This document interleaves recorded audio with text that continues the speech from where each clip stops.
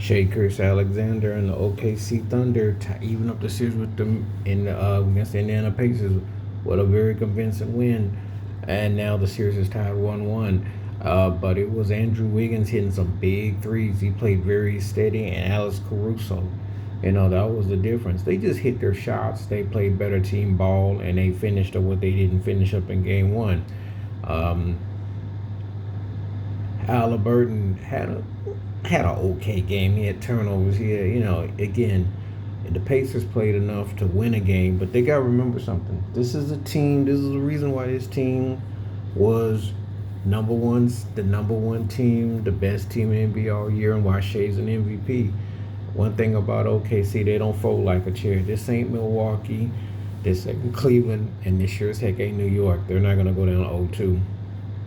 They don't play ball like that. They play consistency. They don't need a lot of time to figure you out. They know that they blew that first game, and they've been the better team overall. Even though the Pacers won the fourth quarter by scored a little bit more, but it's really the tempo set by the Thunder. Their defense sets the agenda. And the thing about it is with the Pacers is this: if you let everybody score, but you don't keep them close, and you play with your brand of basketball, you can win. That's what it came down to. That's not to say that the Pacers can't make adjustments back home, but the problem with a series like this is that these teams are very, really matched. And if you go by the scoreboard, the score starts, you can see it wasn't a lot of disparity difference. It's just that OKC hit their threes and they finished up this game. They had a better resolve. Their defense they stayed in point and they did what they're supposed to do. And they did not let Indiana stick around and get a late flurry. That was the key. But Wiggins was huge. Caruso was huge. Shea had a good game, but it was the others that came up. Chad Holmgren did enough. That is the key.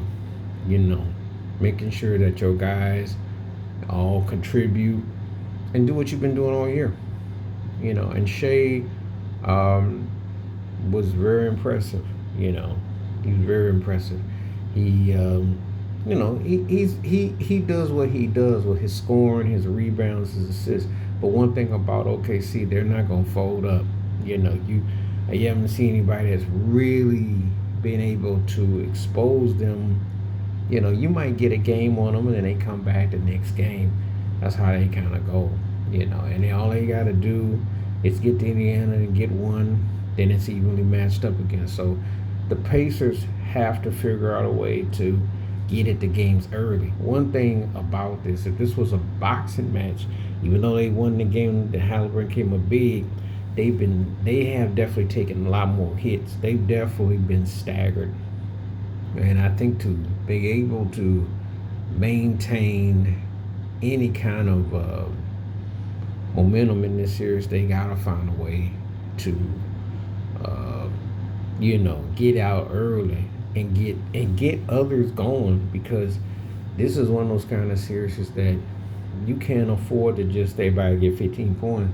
You're going against a team that makes adjustments defensively. They're very strong mentally, and you just know it's a matter of time before Shea will go off on you. So, like I said, they're very even Steven teams, but it's a matter of which team can impose their will. And though it's 1-1, OKC has imposed their will so far. So we'll see what the Pacers do back in Indiana. It's got all the makings of a 7 game series. I got all the feeling it's going to go deep. It's not going to be because I think the Pacers will make a necessary adjustments. But I'll say this: if OKC plays at their best, they win this series. But if the Pacers can keep it close and keep the others involved, this series can be a real series. So stay tuned. But yeah, big game for Shea played good, but Wiggins and Caruso were the difference in this series, this game. And that's what they got to do. They can get that. This is why you brought Caruso in and Wiggins hitting them shots. So keep your eye on it. You got a series now. But I expect it to be a 6-7 game series. I ain't see no 5. I don't see no 4. These teams are too evenly matched, and it's just a matter of who. If you're OKC, you go heavy. If you're Indiana, you keep it close because you don't have a lot of room for error. But it all comes down to the others, as Shaq would say. bench play, and then it comes from back to your star player. So it's gonna be a real heavyweight fight. I expect it from here on out, continuous. Please like, subscribe, welcome thoughts, comments, and I do respond. Thank you. Wash your hands, keep your mind clear, watch out for another. Share it if you like. Stay safe, stay blessed, stay woke, stay free, and more time. Peace.